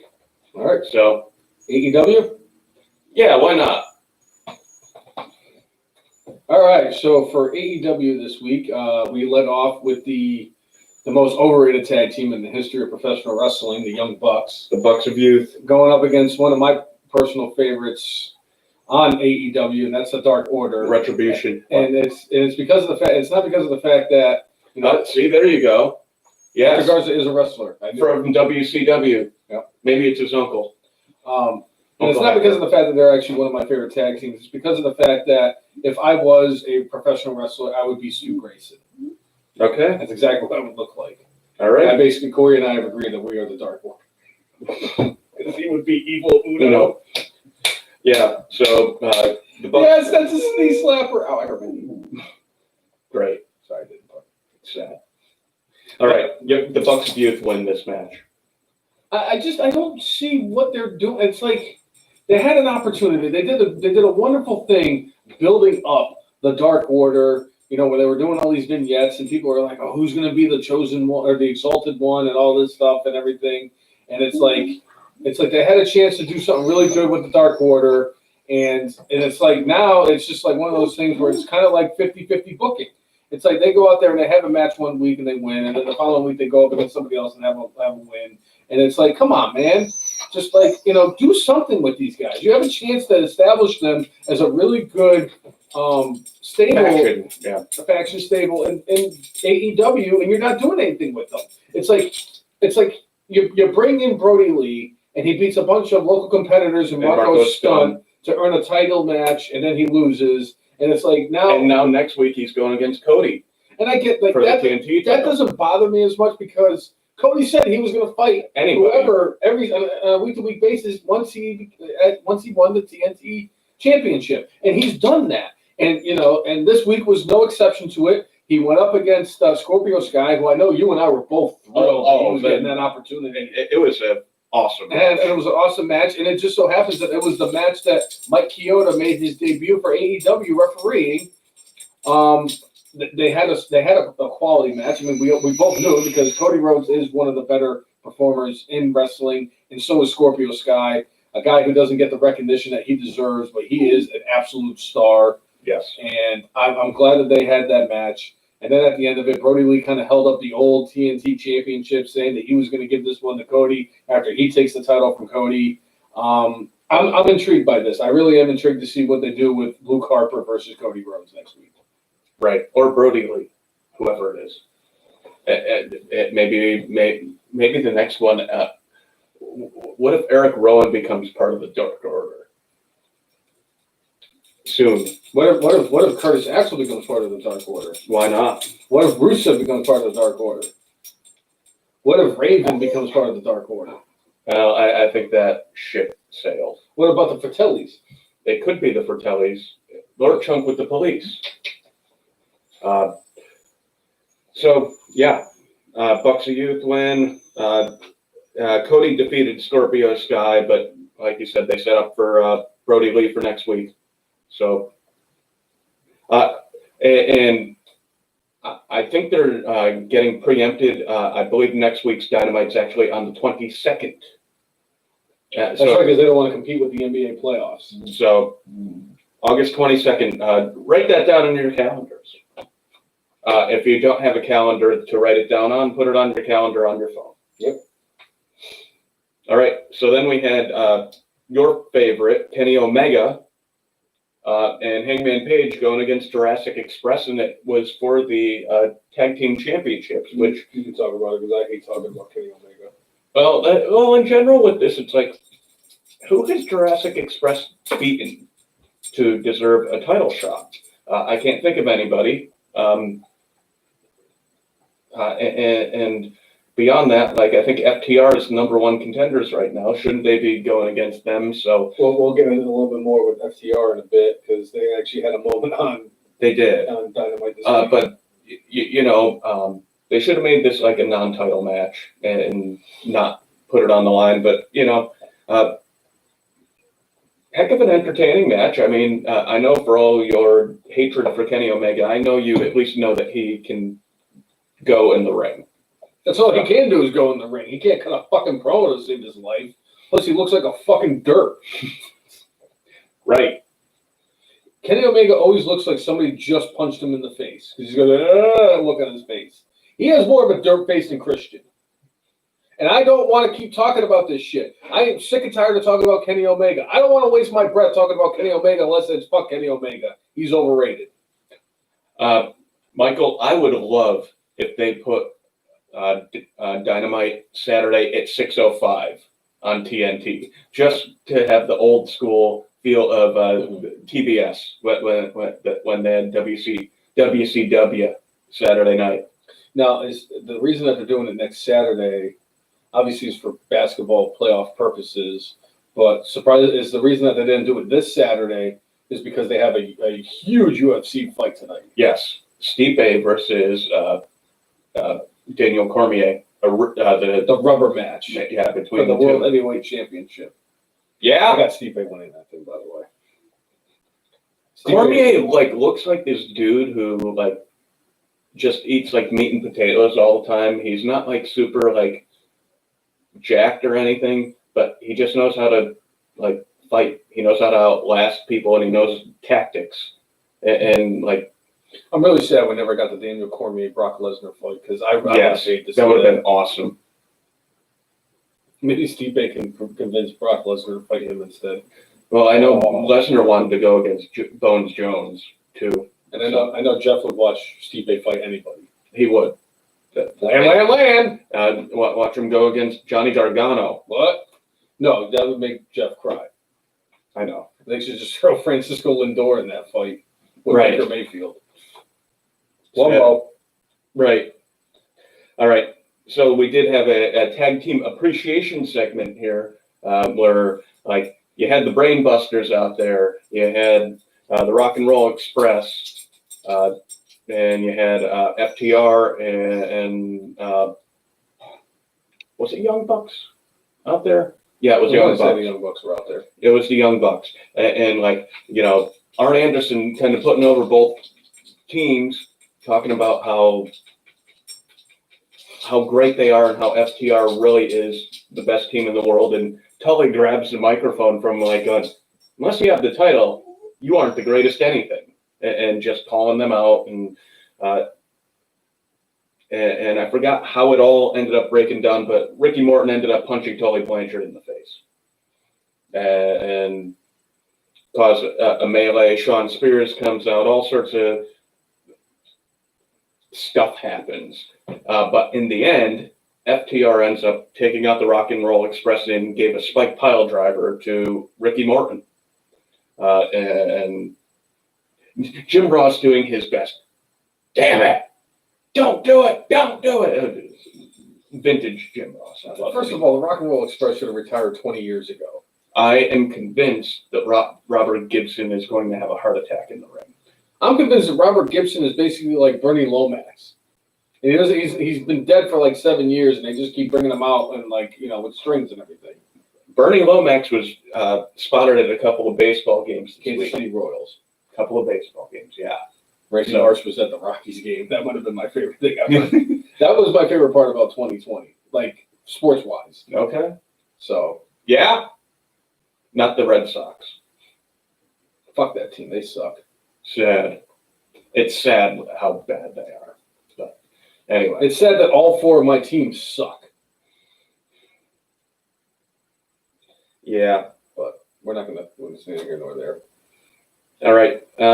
So then we had So MJF comes out and he's doing his thing for campaigning for the AEW title. He is God. MJF cuts a great promo. I'm going to say it's kind of his version of Steiner mathematics. He had a poll done where MJF has a 500% chance of winning the title, and Jon Moxley has a negative 1,000% chance of winning. Moxley, though, eventually heard enough and came out and clobbered him.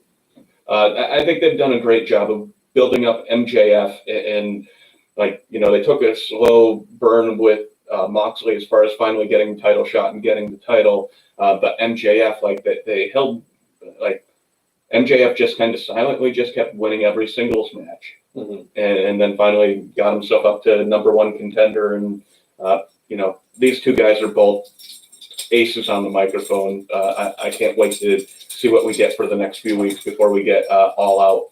Not only that, but MJF I've been saying this since the beginning, MJF is a star. He is going to be the biggest star in professional wrestling. I know I said within the next 5 years. It's going to be within the next 3 years. That man is going to be the biggest star in professional wrestling within the next 3 years. Okay. Because he is dynamite on the microphone. He is really good in the ring. He's just going to get better. And he's only like 23 or 24 years old. It's amazing how the future of professional wrestling is looking right now, because you have a lot of guys out there that are really young who are really good. I know that the Velveteen Dream was part of that conversation before. He's had a couple of bumps in the road and everything, but I still think that if he can get his life back on track and he can, concentrate on what he needs to concentrate on, he has a chance to still be an influential person in the wrestling industry and has a bright future. I mean, if you think about it, Pete Dunne's like 25 years old too. Yeah. Tyler Bates only 21. You got a lot of guys in the industry that are definitely going to be building towards the future of WWE and AEW. Yeah, Rhea Ripley, Toni Storm. Yeah. I mean, there's just a lot. I mean, yeah. I mean, Jungle Boy's like 21. Yeah. Both companies are in a good spot, like with the youth. Yes. Just not the Bucks of youth. Because they're not young. Yeah. They should be the old Bucks. All right. And then in our main event, we had the GOAT, Orange Cassidy, going against, you say it. Are you warmed up? The GOAT of goats, who have goated more than goats have ever goated in the history of goatdom. Le Champion, the Demo God, the Ayatollah of rock and rolla, the GOAT himself, Chris Jericho. Yes. I love that man. I want to actually build my Rushmore just so I can have the freaking Chris Jericho where he has that little segment with Bob Barker, that freaking salty look on his face and how freaking pissed off he was. Don't make me come up there, Barker. Let me tell you something here, Barker. He's so good. I love him. Yeah. Jericho will never leave my Rushmore. Him and Austin. Yeah. Hogan has a chance too, but right. Anyway, it basically was Orange Cassidy. It was a $7,000 match, and if Orange Cassidy had lost to Jericho, he was going to have to pay the $7,000 for a new jacket. For a new jacket, because he dumped orange juice all over it. And Orange Cassidy went over on Chris Jericho. I think that's ultimately going to lead to them having their rubber match at All Out. And I bet you it's going to be some kind of stipulation, whether it's like a last man standing match, or it's going to be or a street fight, or if they're going to have like Tropicana on a pole match. Something to that. I mean, they're in Florida. I mean, there's oranges all over the place.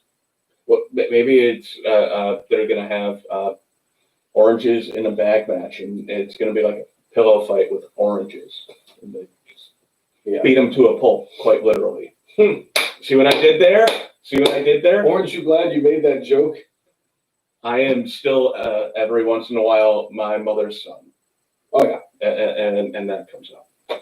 But Jericho being the heel here, even though there was a stipulation that the best friends weren't going to come out, the inner circle wasn't going to come out. Like he tried to find a way to get Jake Hager involved in the match, and he did. And then there was a point here where like Mike Chioda, Jericho was trying to get Chioda on his side, like, hey, I saved your job a whole bunch of times before. So you need to help me out. So at one point Jericho has a bat and he's like, you need to turn around, don't see this. And then Chioda acts like he's going to turn around and let Jericho do his thing. And then Chioda, being the goat that he is. Yep.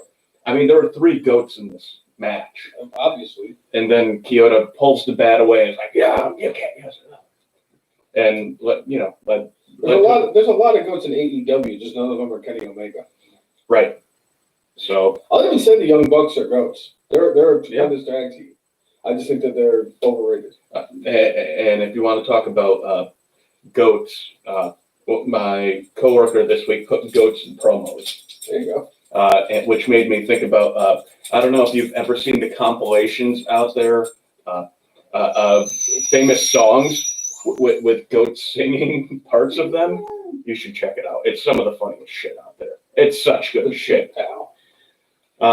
All right, so on the not so great side for AEW, 3 performers were released. 2 of them have not seen TV time in quite some time, so it was like no surprise. No surprise.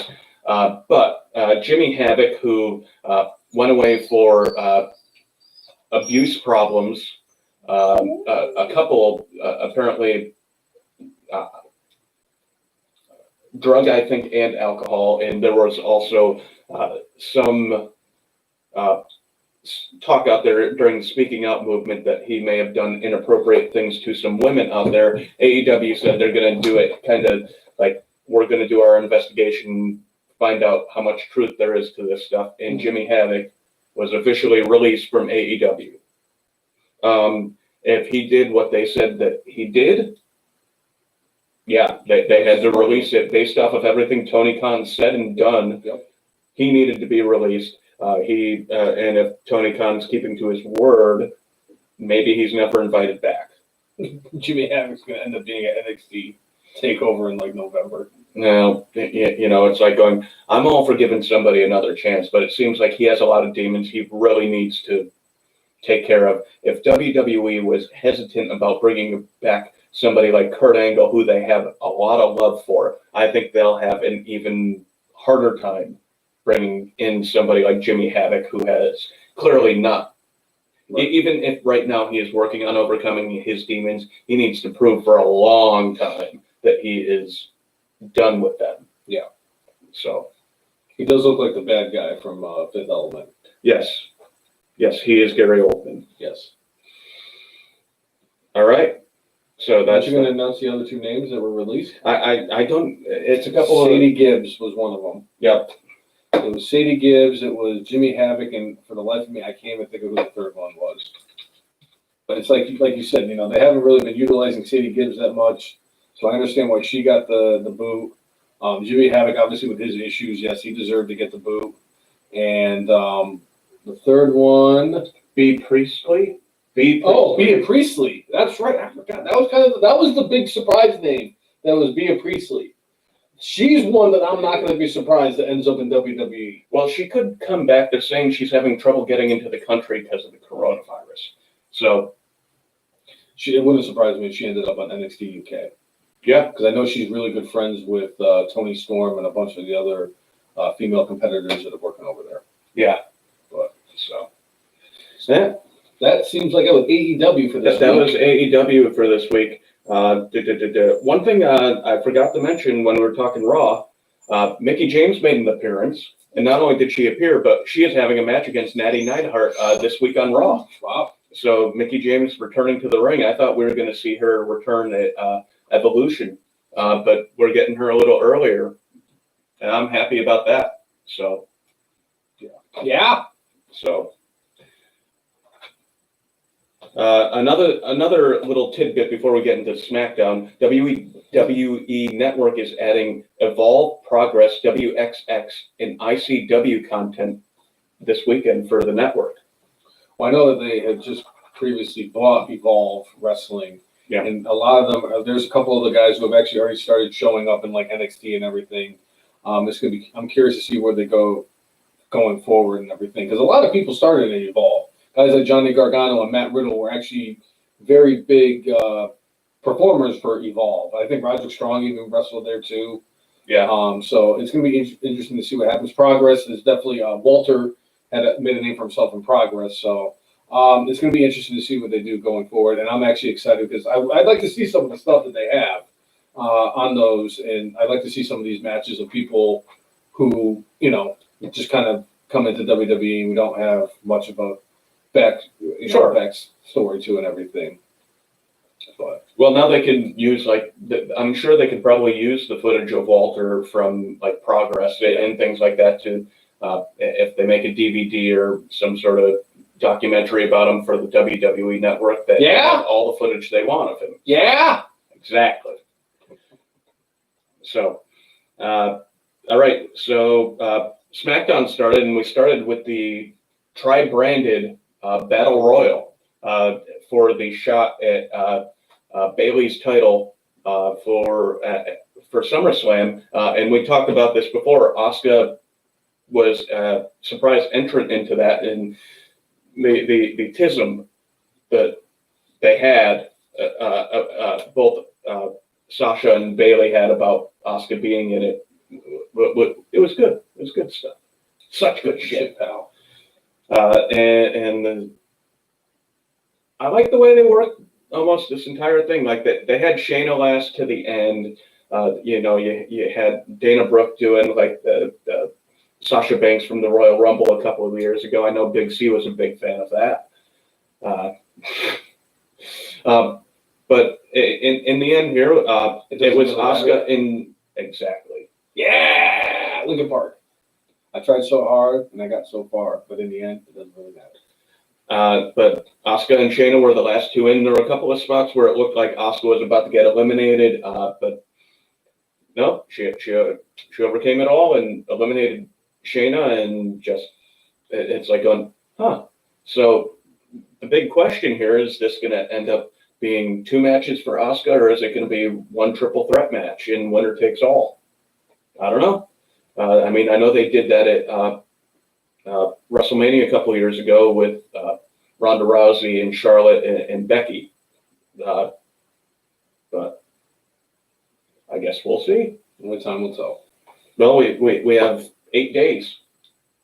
So, but I thought it was a cool little thing to add Asuka into the mix. And, if the stupid way they had her lose the title is like a way that if this ends up being the way, like, all right, well, we're going to trade her to SmackDown without trading her to SmackDown, and she wins the SmackDown title. Okay, that's one way of doing it, and so good. Good shit, pal. Yeah, and it was officially announced that Mandy Rose and Sonya Deville at SummerSlam is going to be a hair versus hair match. It's been a while since we've had a hair match. Actually, the last one I can remember might have been the one at SummerSlam. Or not SummerSlam, WrestleMania, between the Battle of the Billionaires. I thought the last one was when CM Punk lost to Mysterio. Yes. He had to have his head shaved. It was mask versus hair. Mask versus hair match. And then that started the which was funny because I remember that because Pumpkin, his wearing the mask himself. The Monday night. Yeah. The Monday Night Messiah before the Monday Night Messiah. The Straight Edge Society. Yes, Straight Edge Society with Luke Gallows. My favorite part about that is that during that match against Mysterio, he took a really nasty bump and was bleeding from the top of his head. And they were actually trying to shave his head, and it's like, you got to be careful because, there's a hole there. And that's part of the reason why he ended up wearing the mask, was because he had that nasty gash on his head. And then they unmasked him. They're like, he looks like Baby Big Show. I was like, you poor bastard. Yeah. So, all right, then we had Grand Metalik going against Shinsuke Nakamura. Grand Metallica. Right. Yeah, we'll go with that. And probably the biggest upset of 2020 in the wrestling business, Grand Metalik actually beat the GOAT, Shinsuke Nakamura. I was shocked when I saw that. I was like, what is going on here? Maybe it's leading to a match at SummerSlam, playa. Great. Lucha House Party, they could go in the ring. It's just the silliness, especially with them in the revival back, a couple of years ago. It's like, it's hard to take them seriously. Mm-hmm. The fact that they have giant piñatas on the screen when they come out, it's like. The fact that they had a piñata with them when they were coming out to the ring was stupid. I mean, to me, it's almost as bad as when Chavo Guerrero came out with the little horse. Especially because it's so they stereotype them so bad. It's like, here, we're gonna have you three Latino guys in a faction. We're gonna call them the Lucha House Party. We're gonna give you guys pinatas. And the worst part is that there's only like 2 of them are Mexican. I believe. Well, there's only 3 of them. I think Lince Dorado is actually Puerto Rican. So it's like, I don't know. Yeah. I think it's typical of it. Who am I kidding? Yeah. But anyway, yes. Christopher Brown talking about only reason why I grind Matt to League One is because Kalisto came back from a separated shoulder last December. Yes. LOL.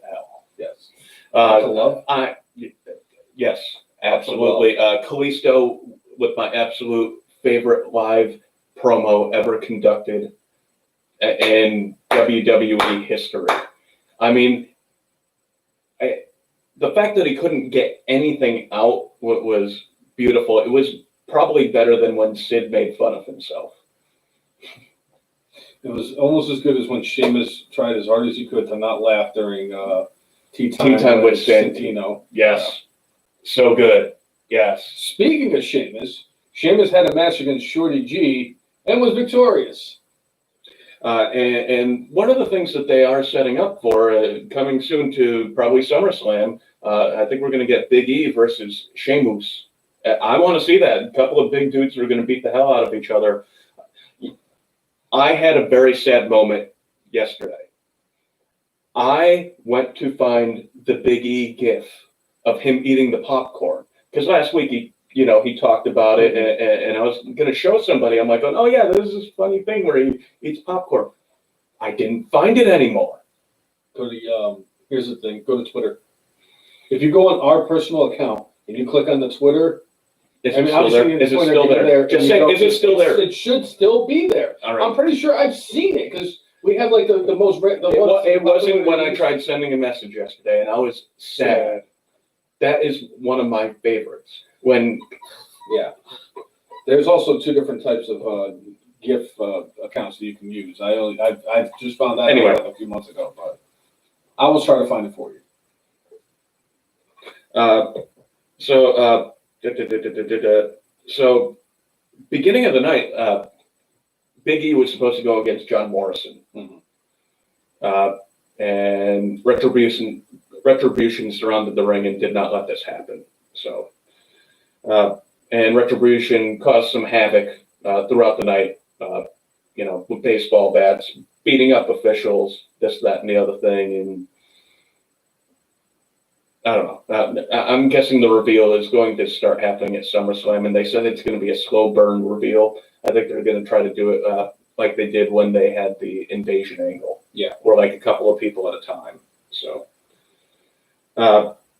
But Big E and John Morrison ended up having their match later on in the night, and they had all the superstars surrounding the ring to prevent Retribution from stopping this match from happening.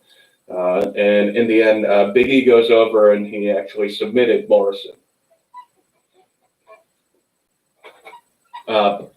This week, The Miz gave an interview, and they asked him who the next breakout star was going to be in WWE, and he actually said his bestie, John Morrison, is going to be the breakout star. It's like, as much as I love the Friday Night Delight, John Morrison, at this point, I don't see it.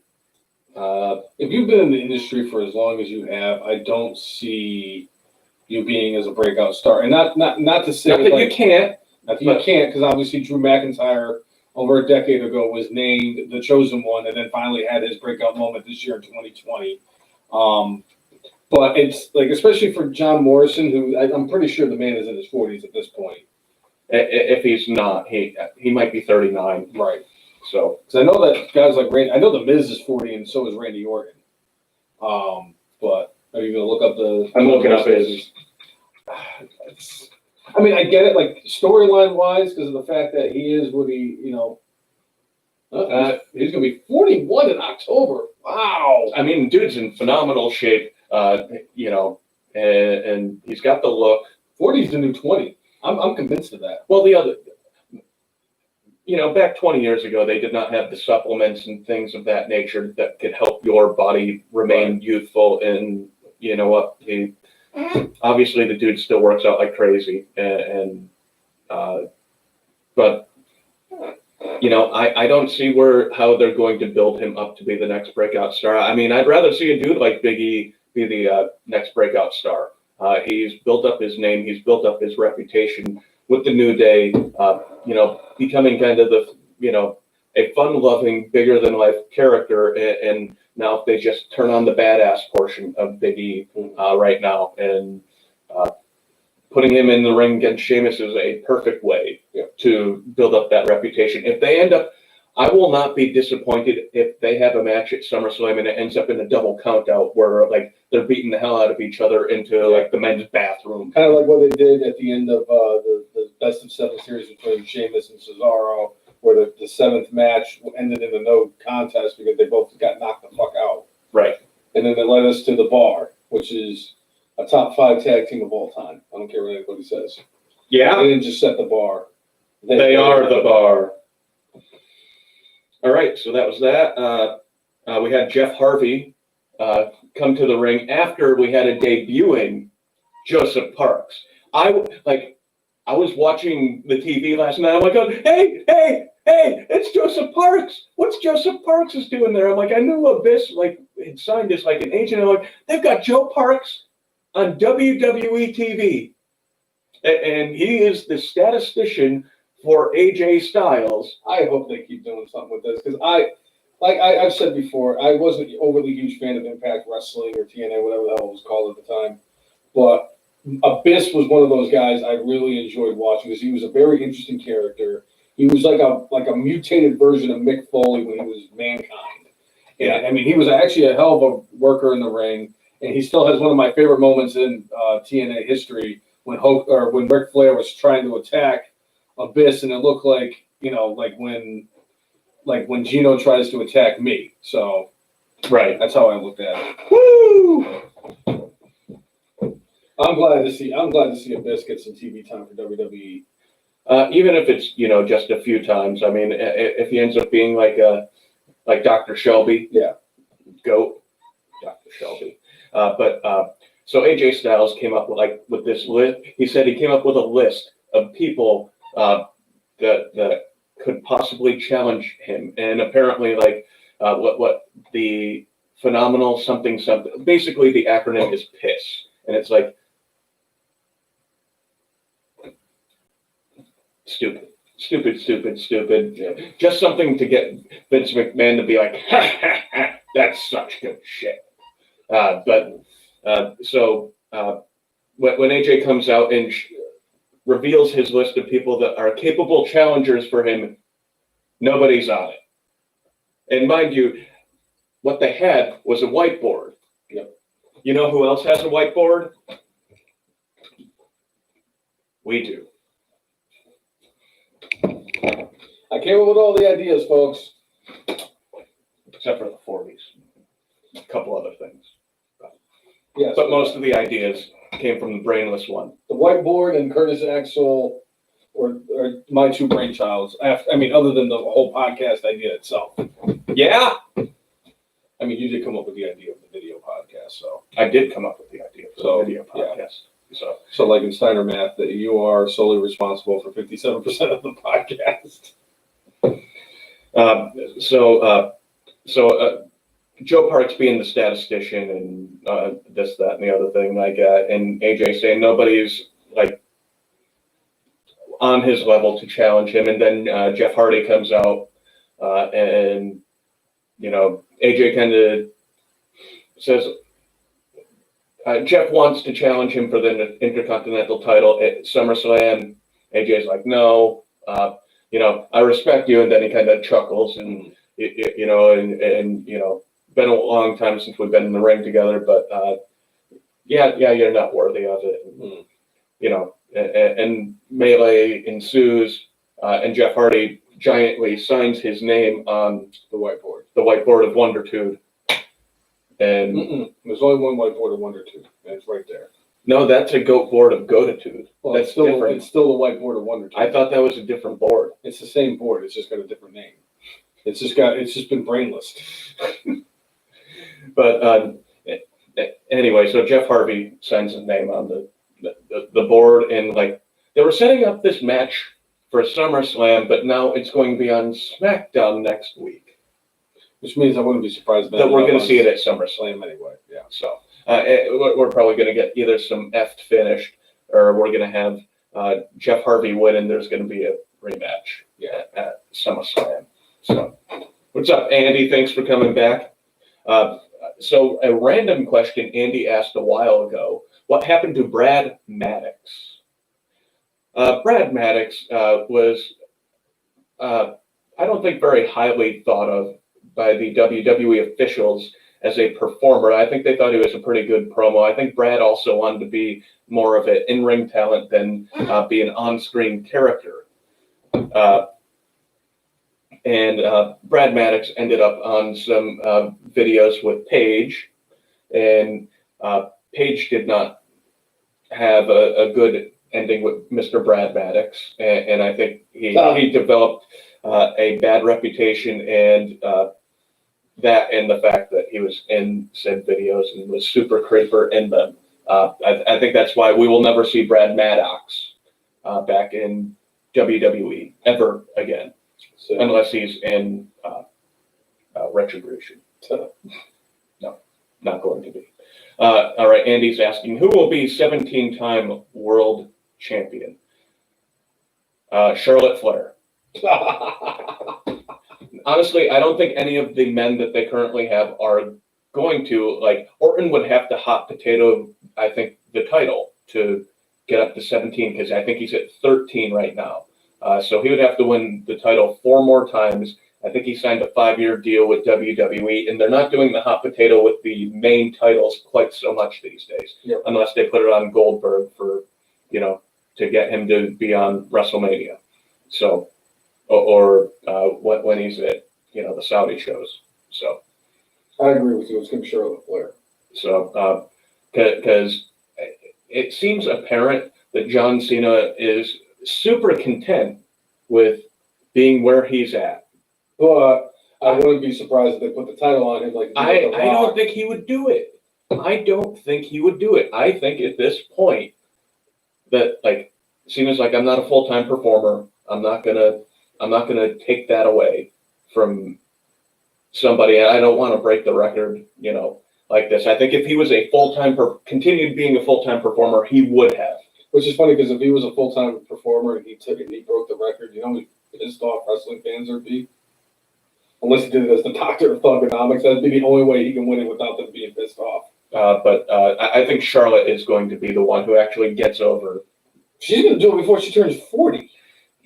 She might do it before she's 35. Oh, actually, she's probably 35 right now. But yeah, I don't see any of the men on the roster getting more than 16, at least at this point, because I would say possibly Roman Reigns, but who knows when he's coming back. Seth Rollins, I just don't think he's a big enough star where they'd be going, yeah, he gets to surpass Ric Flair. With John Cena, you're talking about the dude who was the top guy in the company for a decade and a half. Yep, and he couldn't even do it. And yeah, so that would be what my thoughts are. I think it's going to be Charlotte that beats her dad. So anyway, we are getting Jeff Harvey versus AJ Styles. I'm looking forward to the match. I think they had a few matches when they were in Impact together, and AJ Styles could work with anybody and bring out a good match. I think he probably could have even brought a good match out of Hardy at Victory Road. Which one? The one in 2011? Yeah. Anyway, final segment that we had on SmackDown ended up having The Fiend, Alexa Bliss, and Braun Strowman. Braun Strowman has shaved his head. He said that this is the first time in over a decade that he hasn't had the long hair. And he also said that the reason he did it was because he's starting to go bald, so he's embracing it. And it's sad because he now looks like the Big Show. He kind of does. But, they did try to they brought Alexa back into this. They had her like doing an interview talking about like, oh, I was kind of interested in him possibly as something more than just a friend. And we became best friends. And I have a lot of like respect for the dude. Look, you're bored. You're bored. I mentioned the Big Show. Okay. But they kind of trying to loop her back into the storyline, kind of say like, going, I know the real Braun. This guy right now is not the real Braun. Right. To Braun coming out like saying, no, this is the real me. You just never saw it. That was just an act, and blah blah blah. And Alexa actually came out to the ring and ended up slapping Braun in the face several times. And just made kind of Braun smile, and it's like kind of like an evil, like, and he lifts up Alexa, and like he was trying to goad the Fiend to come out, and the Fiend does come out as Braun is about to, drop Alexa Bliss. Yeah. So I thought it was a cool way to reintegrate her into the story, and I was like, why did Braun just brush her aside last week as if she's nothing to him? It's like. But using her to have the Fiend come out and have kind of that stare down, but like as the Fiend comes out, then the lights go out and then Braun's gone, and then he's on the video screen, kind of talking and laughing at the Fiend. It's like using the Fiend's own tactics against him. Yep. So I think I think we're going to get another LSD match at SummerSlam, and it's going to be between these two, and they're going to LSD each other. I don't know what the hell how they're going to pull it off. I don't know if it's going to be stupid or awesome. It feels like it's going to be one of those things where it's going to be either or. Right. There's not going to be like, oh, it was all right. No, it's going to be great or it's going to be shit. And shit, man. But I dig the new look. Like, even though he looks like the Big Show because he's a big dude and now he has a giant beard and bald head, but like his facial expressions are different. Yeah. So it makes it at least feel a bit different. So anyway, so that was SmackDown, and that is having us. We're 8 days away from SummerSlam right now, and there are a whole bunch of storylines that I'm actually pretty interested in. Yeah, so, me too. Yeah. And they definitely made it more interesting by having Asuka win the SmackDown Battle Royal last night to face Bayley. Sure. So, no, Andy, we did not say STD, but who knows? That could happen too. All right. Yeah, so I think that's. I think that's everything this week. So now let's get into our good, bad, and brainless. Yeah. So, Cousin Jay, what is your good for this week? There was plenty of good stuff that happened this week, but I just love that Joe Parks debuted. I really do. I think that was fantastic. I think I probably had a different one originally, but I don't know. I guess the more I thought about it, I'm like, I loved seeing him as Joe Parks. Yeah. On WWE TV.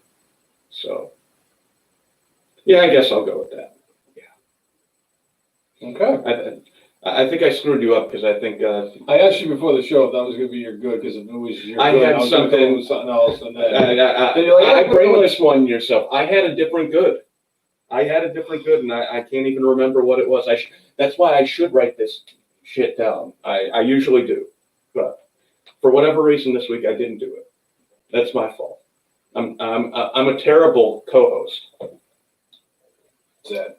Yeah. For me, I'm going to go with the whole segment that happened on NXT this week, where Karrion Kross signed the contract that Keith Lee brought out to the ring, and then the kiss of death that Scarlett Bordeaux did with the contract, and then it blew up in Keith Lee's face. It was something different, something fresh, and I actually enjoyed that. That was going to be my backup plan anyway. Just to let you know. All right, good. So luckily for me, I sometimes I come up with a backup plan. Sometimes I kind of go out on a freaking limb and say, I'm going to go with this. Yeah. So, but that's my good for this week. What's your bad for this week? My bad for this week, Jimmy Havoc. I mean, we all have demons that we deal with, but it seems like not only does he have demons, but he has demons that he likes to add to other people's lives. Yeah. And probably should be my brainless, but I'll go with Jimmy Havoc. I'm going to go with the fact that the Rock and Roll Express are still taking bumps in 2020. The Rock and Roll Express were taking bumps in the 1920s.